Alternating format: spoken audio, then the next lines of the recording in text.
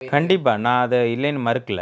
அதாவது ஒரு ஜாதிய சொல்லி அவங்க திட்டுறாங்க. அந்த ஜாதிய சொல்லி தான் அவங்கள வந்து இழிவுபடுத்துறாங்க அப்படின்னா, அந்த இடத்துல நம்ம வந்து கண்டிப்பா அந்த சட்டத்த வந்து அவங்க பயன்படுத்தலாம். அது சட்டத்துக்கான இடம். அவங்க என்ன சமுதாயம்னு தெரியாது. 2 பேரும் மோதிக்கிறாங்க. ஆக்சிடென்ட் ஆகையில எதுவுமே தெரியாது. ஆனா, நீங்க வந்து நான் குறிப்பிட்ட சமுதாயத்த சார்ந்தவன். அதனால தான் நீ வண்டிய விட்டு மோதிட்ட. என்ன அப்படி தகாத வார்த்தையில் திட்டிட்டேன்னு சொன்னா, அத எப்படி நம்ம வன்கொடுமையில் கொண்டு போக சொல்றீங்கன்னு கேட்கிறேன். நான் பிசிஆர் சட்டமே வேண்டான்னு நான் சொல்லல. பிசிஆர் சட்டம் வந்து அதாவது நம்ம இந்த கொங்கு மண்டல பெல்ட்ட பொறுத்தவரையிலும், கொங்கு பெல்ட்ட பொறுத்தவரையிலும், ஜாதி ரீதியான கொடுமைகள் அந்த மாரி இதுவரையிலும் பெரிய லெவல்ல நடந்த மார இல்ல. ஆனா, இது வட மாநிலங்கள்ல பார்த்தீங்கன்னா நெறைய இருக்கு. ஸோ, அது நம்ம கேள்விப்பட்டுருக்கிறோம். அதுவும் நியூஸா தான் கேள்விப்பட்டுருக்கோம். நேரடியா நம்மளும் பார்க்கல. அந்த மாரி இடங்கள்ல வந்து கண்டிப்பா இந்த பிசிஆர் சட்டங்கள் வந்து தேவ.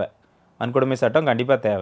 இங்க வந்து தேவையா அப்டின்னா, இங்கேயும் தேவை. எந்த இடத்துலன்னா, அவங்க பாதிக்கப்படுறாங்க. அது வந்து கரெக்ட்டான இடத்துல கரெக்ட்டான இடத்துல யூஸ் பண்ண சொல்லி தான் சொல்றோம். நீங்க கேஸே போட வேண்டாம் அப்டிங்கிறது எங்களோட நோக்கம் கிடையாது. அத யார்ட்ட தேவையில்லாம போடாதீங்க அப்டிங்க.